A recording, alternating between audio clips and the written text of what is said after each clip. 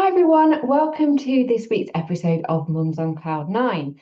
This week we are talking all about productivity, and I couldn't imagine a better guest to join us today than Lucy Watkins, who has the job title of Head of Productivity at Salesforce and regularly talks about all of this stuff about being productive as a mum and in your career as a senior professional. And she does a lot of talking and she does a lot of posting on LinkedIn and talks about this and is very, very passionate about it. So Lucy, I'm delighted to have you here today. Thank you so much for joining us.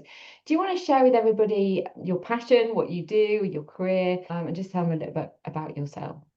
Absolutely. First of all, I want to say a huge thank you to you ladies. Like I have been loving the podcast and listening. So thank you so much for all the amazing episodes you've put out so far. Oh, thank you. Thank you. No, it needs to be recognised.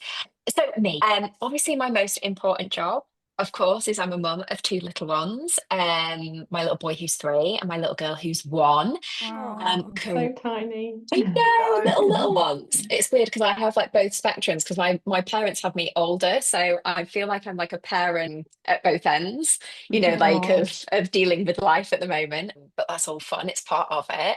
And as you mentioned, career-wise, I'm head of productivity. I've done loads of different various roles throughout my career, from frontline sales to COO type roles, which has led me to this current very grand title of leading productivity.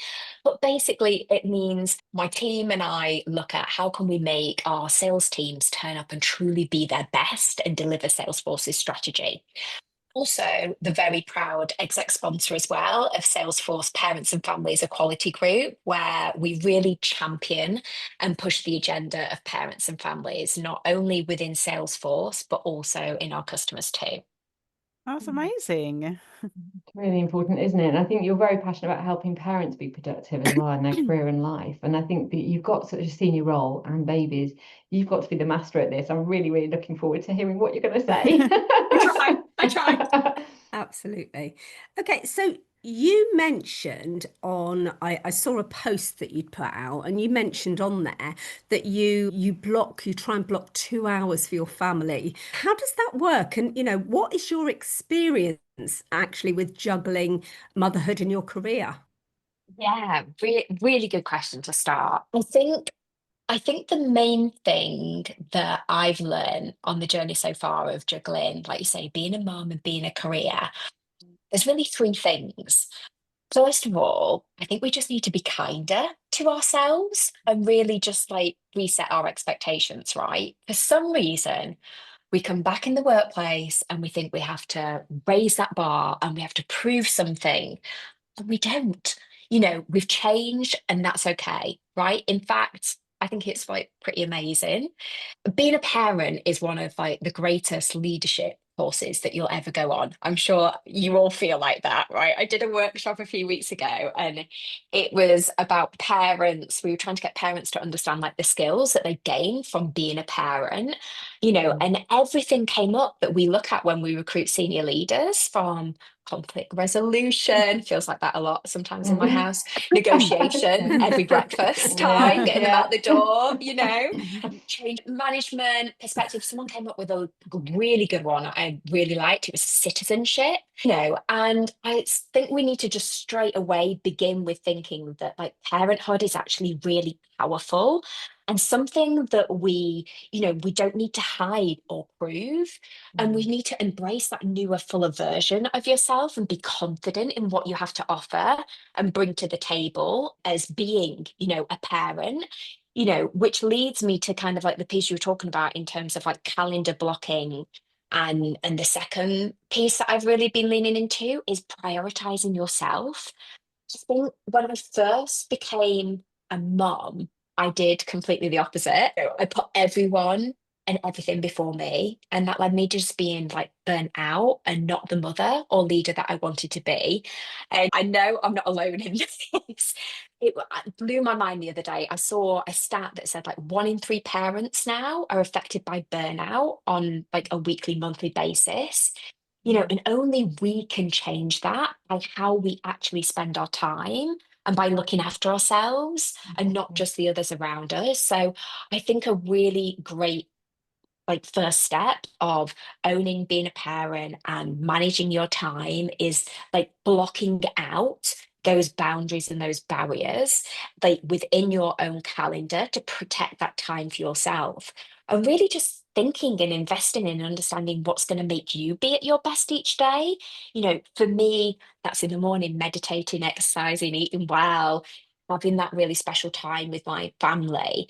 But for others, it might not be, and that's okay. So, like I think in terms of like prioritization and like calendar blocking and prioritizing yourself, it's really understanding what's going to make you be at your best so you can be that amazing mom, that amazing parent and leader in the workplace. And I think like the third element is like, spoiler alert, you can't do it all. I get asked that all the time. It's so true. It's like you just can't, But you you look like can't. you do it all. That's the thing. Well, I'm trying to be more visible and showing that I don't. But like what I do is I ruthlessly prioritize everything, right? Yeah. And those priorities can change like week from week. I think we have to stop striving this perfection because it just doesn't exist, right? Yeah, of course. I think for me, since moving from like always feeling like I'm having to hustle and trying to do it all, instead, I'm trying to be a lot more intentional about my impact and my time, both at home and at work. And I've managed to like feel like I'm starting to unlock new levels of success, yet still being the parent I want to be because I'm being so aware of how I use my time. And like, look, it's still really hard. And I think most parents feel like we're surviving from one day to the next. Mhm. But I think what my goal is just trying to encourage everyone to really think about what's in their power to change. And really, how we spend our time is one of the most valuable tools we have to be able to do that.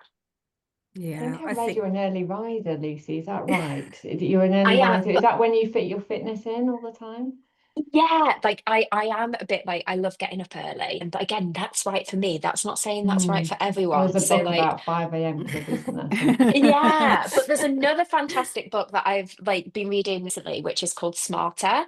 And it talks around like, okay, the 5 a.m. club is great for some people, but the 8 a.m. club is better for other people. So it's understanding, like what's right for you. But yeah, I have to admit, I do just like automatically wake up at 5 and get my exercise and stuff done. But what time do you do go to too. bed? that's what I was going to say. But also, like, I start my bedtime routine at like 8 p.m. So, like it's that balance. I'm definitely not up like late. Like if it's past 9 o'clock, I'm like, oh my That's gosh, me this too. I'm the is same. my I'm night. up Yeah, early, but I'm in bed by 9 p.m. Once the baby's gone to bed, and then I've had some yeah. time to watch a little bit of TV and do some activities, and it's like, no, I can't do Well, anymore. 9 I p.m. go to bed. I fell asleep with I'm Annabelle last rubbish. night at 9 o'clock. Well, That's he bedtime woke in me my up and house. prodded me. I'm like, no, I'm happy. It's just me. I'm so I'm gone. rubbish. I start binge watching something when I finish work, which again, I haven't found that balance really. I'm still working till stupid o'clock sometimes, but I'll go to bed. Don't forget, I'm not the same as both of you or all of you. I don't have young children anymore. I've got grandchildren, so I've got the great pleasure of the children. With the I can give them back at the end of it. So that's so. Although I wish I'd found all of this when my children were young, but I didn't. So, Oh, bless but yeah, you. it's great to hear. And when we had the panel in London and you were there, Lucy, I think you had everyone hanging on your words because it's just so great to hear exactly what where you've come from being your career was your number one, and I'm not saying it's not now, but being able to take a step back and still do your work. And as we rightly say, you mentioned change management at breakfast. I think your work life and your mum life does cross over, and Yeah. you have the same tasks to do in both. Yeah, and it makes you better, right? And that's the Yeah. one thing I think, again, like coming back to this ownership, right? Like being a mum is like the greatest training course ever in life. Like, like I'm Definitely. sure like some people pay thousands and thousands of pounds for the rigorous training that you get, right? To think on your think and adapt and just, keep people alive. So I think, we have to be kinder to ourselves and embrace that and be proud of that. I think Lucy would probably say she keeps me alive if you ask her that question. In the event of an emergency, 2.0. Got an emergency checklist in themselves. So, Lucy, I was going to ask you something about the time management, but you've already really covered that. So I'm going to kind of mix it up a little bit and give you a question kind of off the cuff here. So you have this amazing job, amazing family. I want to kind of find out that you seem to be juggling really effortlessly. What do you find are the kind of struggles with that kind of finding that balance? Is there anything you struggle with in terms of making dinner on time or making sure the kids get the right amount of you time or? Yeah.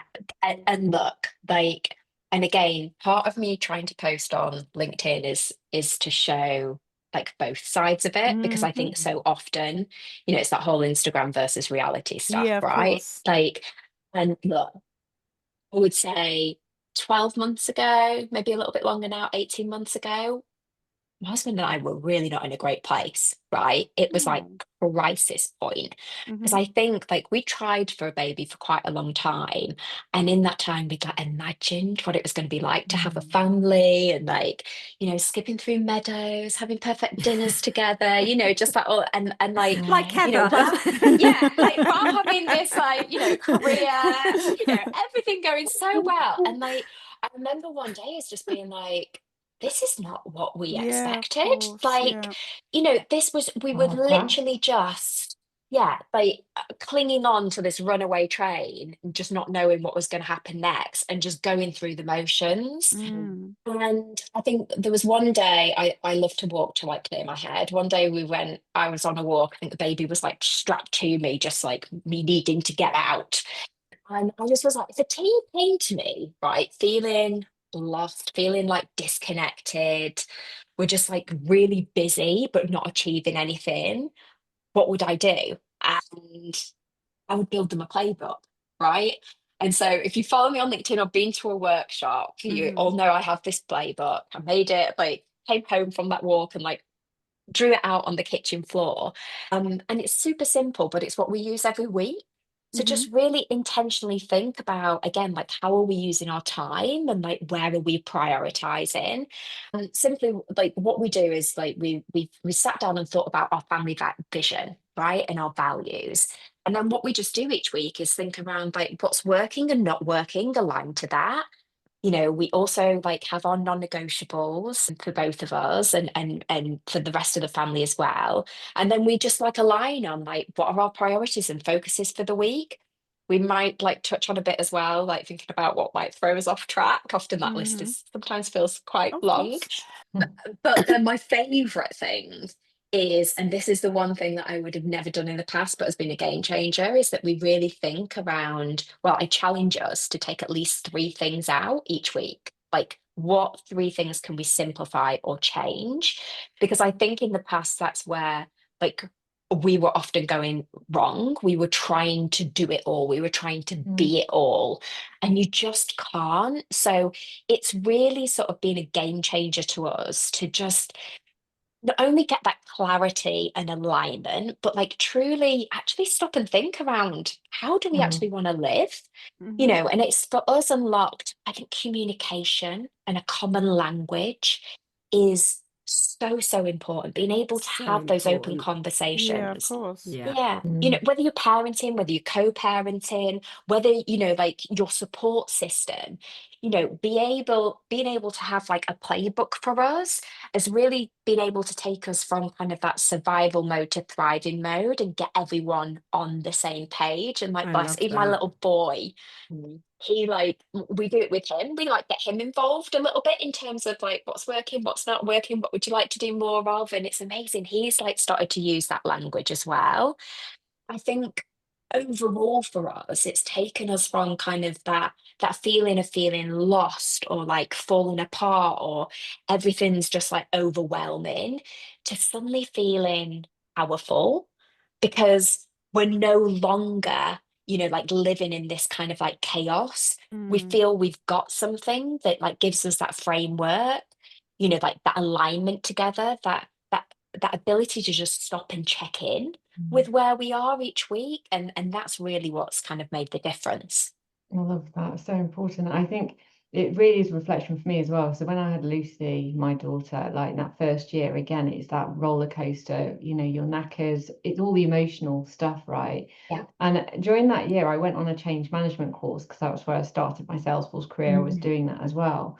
And that change management course, all the disciplines that you use at work, just like you said, Lucy, I was like, oh my gosh, this is actually what's going on at home. And it Yes, made me think that all the stuff we do to build teams and to manage change at work, why aren't we using it at home? exactly. And so those Totally. frameworks and those tools are so important. And I think it's really important though, Lucy, like you said, your partner stepped into that with you and you get rid of the I mean, it's not that it's not emotion not there, but this emotional chaos, you're kind of looking at it going, well, actually, let's look at this objectively and talk about it and use a framework. I just absolutely love what you've said because that's exactly what I felt and thought as well. And that's what I wanted to get out into the world on this podcast, because it's like, if we've got these tools and frameworks that we can work through, think through, and you collaborate, what's important is your partner comes to the table with that, and so Yeah. it's amazing. I love that because that just echoes my experience too.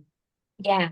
And look as well, like the thing that I found is amazing. Like, I've got the benefit we do it. I would say 9 times out of 10 we do it together, but sometimes I just do it on my own. You know what it's like sometimes.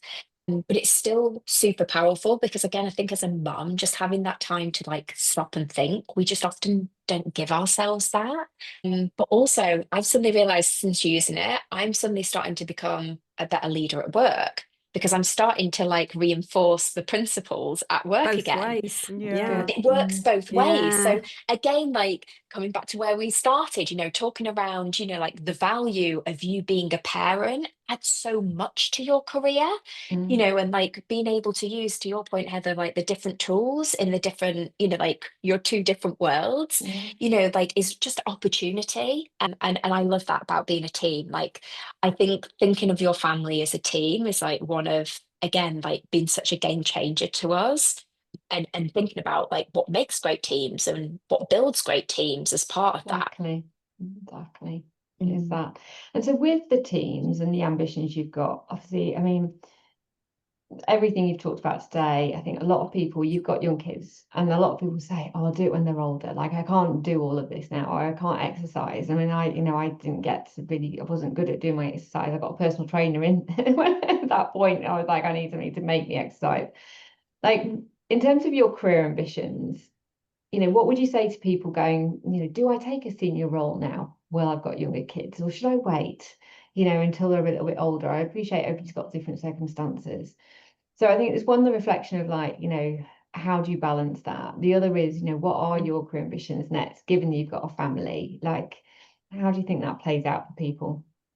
Yeah, I think that everyone, it almost comes back to this vision piece for you and your family. Everyone, I think it's a really difficult question to answer because everyone's different, right? Everyone has different goals. But for me, again, getting really clear on like what was the vision for myself, what was the vision for me as a mother, and what was the vision for our family really helped me go through that. I do have a senior role. And you absolutely can do that. It's really important. I know for me, and again, this is me individually, like it's a huge part of who I am. And actually, me having that role allows me to be able to be the mum that I want to be at home as well.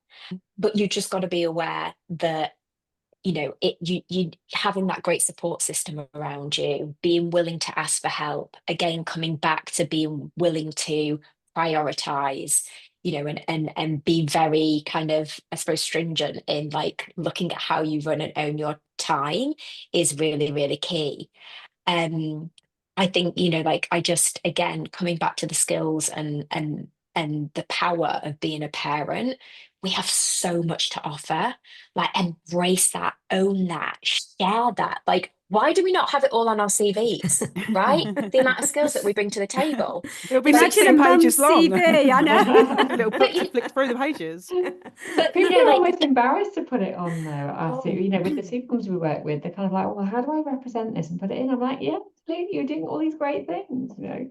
yes, well, that's again a reason why I started posting on LinkedIn because again, I saw a stat the other day that said I think 40% of the workforce are parents, right?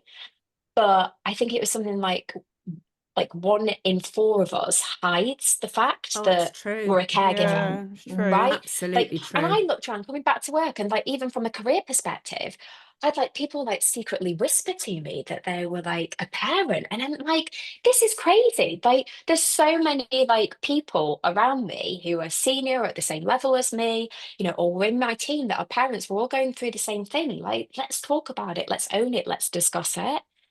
So I think, like, don't never see it as something like, if you really want to go for that role, I think assess it, understand like what it means to have that role, but then, there are always ways to make that happen. And it's about, having a plan, having priorities, communicating to those people around you to support you to do that. I think the other part you asked me around like my career ambition personally, and mine's changed. And I think also it's okay for it to change as well. I saw a really interesting post the other day from Toby Asur. I don't know if you follow her, but she said about mums sometimes like our careers plateau. And that's something that I'm coming to terms with at the moment and being okay with, right? I think we've all got to remember, like for me, I've got 3 roles. I've got my day job, I've got mum, and then also I feel like I'm CEO of our family as well, right? It's like my 3 roles. True. So, like for me, going to the next level of leadership within Salesforce will mean a hell of a lot more travel, hell of a lot more time away from the family. And right now, and sometime in the future, it will, maybe, but I'm still ambitious. I'm still driven. So instead, the other thing that I would encourage people to do, I think we always just think about up, and instead, like, look at how you can maybe get deeper and wider within the roles you are today. Really think around how can you challenge your impact, but also what else can you do? We put so much pressure on our jobs to give us like everything. There's very few perfect jobs out there. For me at the moment, I'm finding a lot of my purpose and my passion around supporting and helping parents alongside my day job. And I think also with like AI coming into the world, I encourage everyone to just don't think linear, right? Throw out the rule book and really think deep down around what do you truly desire? Look at a number of different ways that you can achieve that. Maybe it's contracting, maybe it's volunteering, maybe it's having side hustles. I think don't just think that careers have to be like a step by step up. And again, it comes back to we've got so much to offer as being parents, like dare to dream differently and try and do things differently. Just believe in yourself and what you have to bring to the table. Great advice, thank you. Yeah, absolutely. I think just it's not a marathon. No, It's more a marathon. It's not a sprint. It's a sprint marathon. or You know what I something, mean? yeah. Get it the right One way of round. those. It's not a Yeah, sprint, I'm it's so a with you. marathon. We can go I at always get them pace. back to front. Yeah, exactly. Like I always think about every 10 years, like Madonna's reinvented herself every 10 years. That's how I think about my life. I'm like new outfits. I'm Are you chucking out my going to get one of those wardrobe at the bras? But moment. they're the Madonna Have I? bras. I had one of those when I was younger, Oh, you didn't stop I it. put on. Oh my gosh. That's the I'm next wearing that. podcast. That's the next one, yeah. Definitely, Yeah. definitely another podcast. Yeah, Oh I my think gosh. yeah, brilliant. No, I think it's really good. Is that we've got all these years. I mean, the retirement age is getting older, right? It's Yeah, getting further and absolutely. further. I Gosh. know. So the thing is, we don't have to achieve everything now. And the thing is, you can see people getting these promotions and everything else, and you can feel that sense of, oh, and that it's like it's be okay in your lane. But I think it's really important. Vision. You've said that so many times.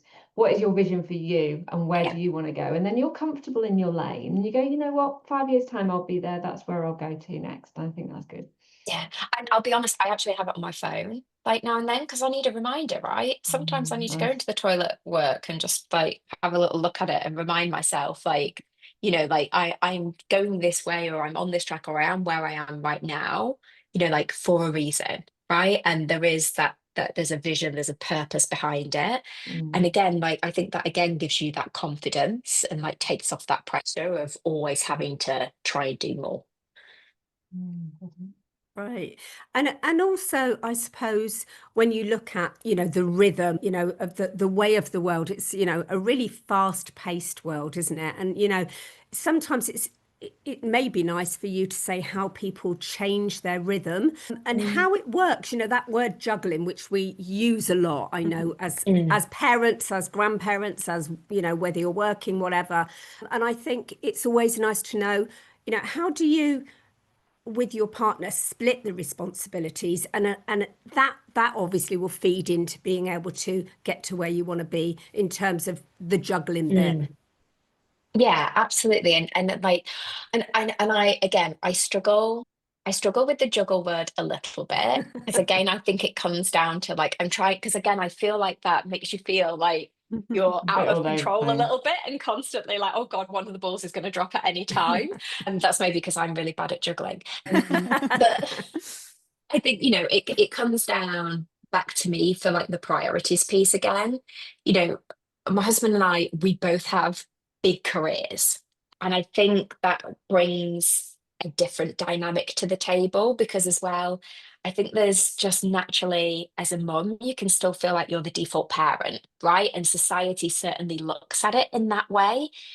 So for us, again, like using the playbook has allowed us to have those weekly conversations, you know, and it's allowed us to give each other feedback, you know, and there's allowed me to like share, you know, like, hey, you know, I feel like you need to pick up a bit more here, or can you help me here? I think again, so many times as a mum, we feel like we have to do it all, right? And, you know, like, again, I think if you're trying to manage a career and also be, you know, like the fantastic parent you want to be, you have to be a team together, right? You have to share some of those responsibilities, you know, and us having that kind of that playbook allows us to give that feedback back. And I also, being totally transparent, it's like reduced my resentment towards him.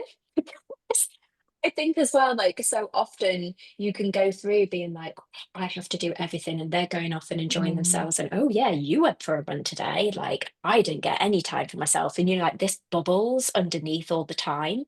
So again, like having our playbook and like having like our non-negotiables just gives us that opportunity to talk about it and also like champion each So other. So, important. you know, like the other week, I think like I can't remember what, so it would be like kids clubs, what it was one of those days, you know, where like everything's going on.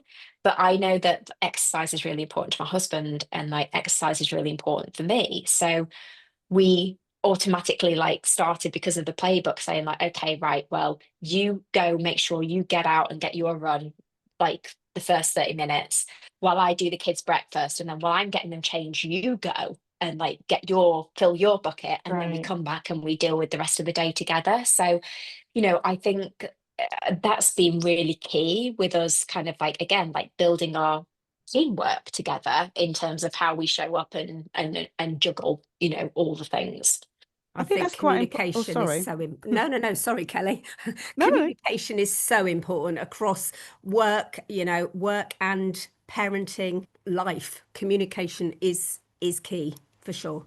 Yeah. Yeah, I mean, I was just going to add that I kind of missed out on that, being a grumpy, tired parent to a newborn, because me and my husband did it like a day on, day off. So we'd break the house into two. I'd go and sleep in the bed and have a full sleep, and then he'd sleep downstairs with the baby and switch. Wow. We have a yeah. So I So wasn't good. tired. We had a day on, day off, so I had a full day to myself, and we bottle fed, so that made it easier so we can both switch. But we have a contract in a sense of terms where I don't do laundry. I can't stand it. I don't do washing dishes. Can't stand it. Bins, all the stuff that I can't stand, he will do, and then I'll pick up things like making the breakfasts, or I don't know, putting the clothes away, or other things. So we have a split list of chores. So all the I Right. things I need can't to stand, he will read do. this contract. Yeah, But Yeah. I think it's needed though, it's right? needed, because So I important. get very, very self-obsessed where I'm thinking, well, I don't want, I'm doing all this, I'm cooking dinners, I'm doing this, I'm doing all the admin, like all the things like Yeah, yeah. remortgage paperwork, admin, house things that I don't. He thinks I love admin. I can't stand it.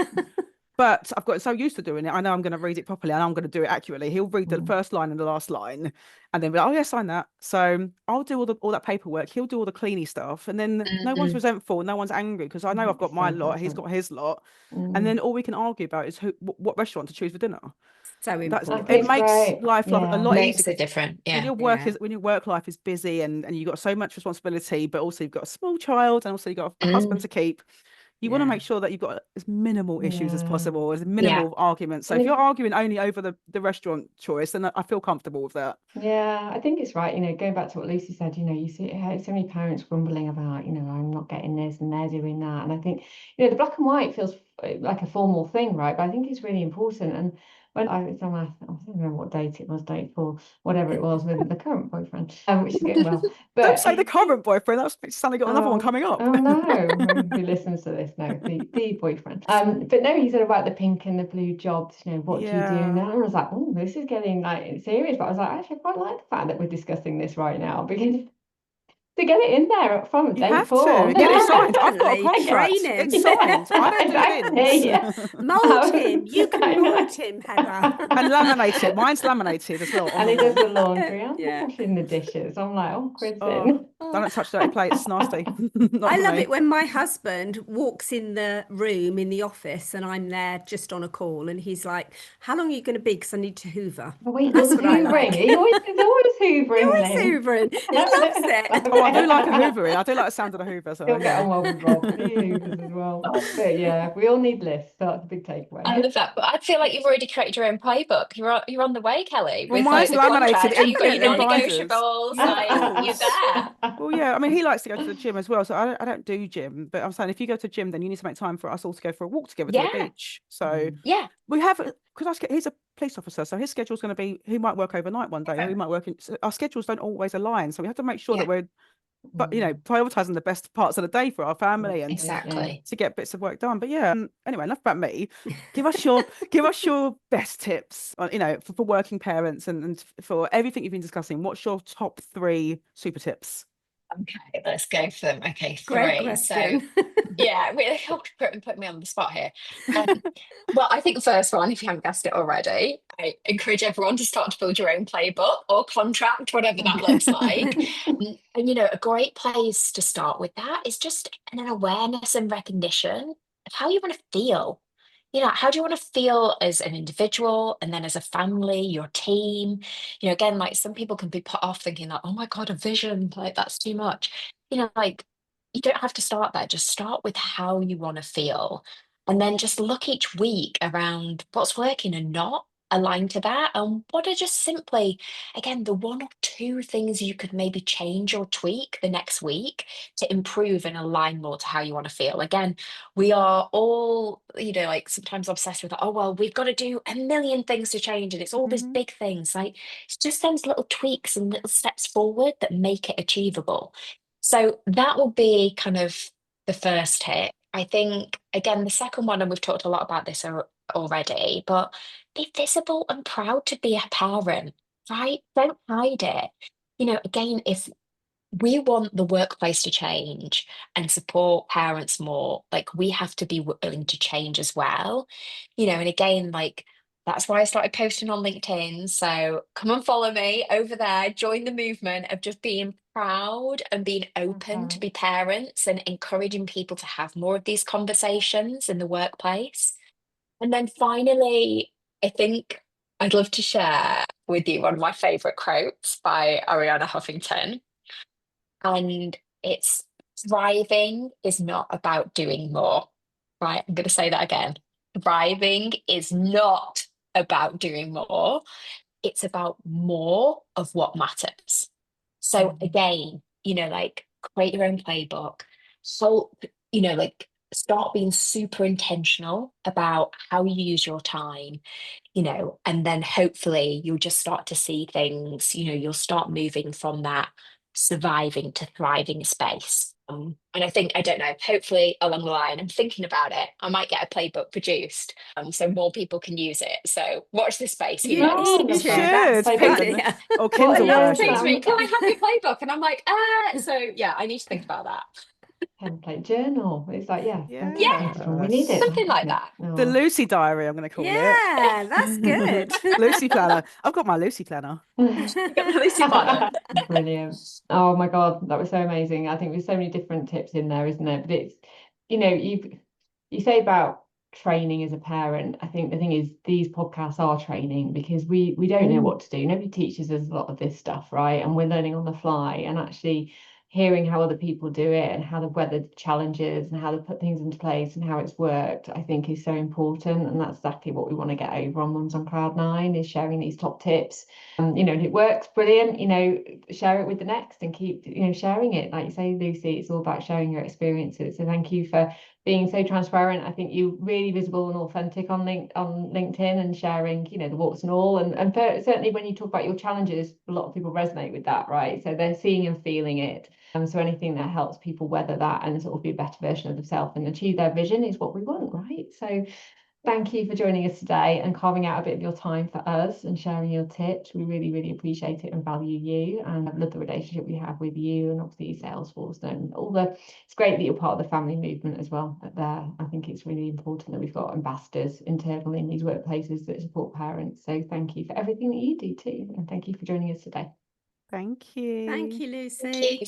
Oh, thanks everyone. I hope you join us next week. Speak to you soon. See you later. Bye.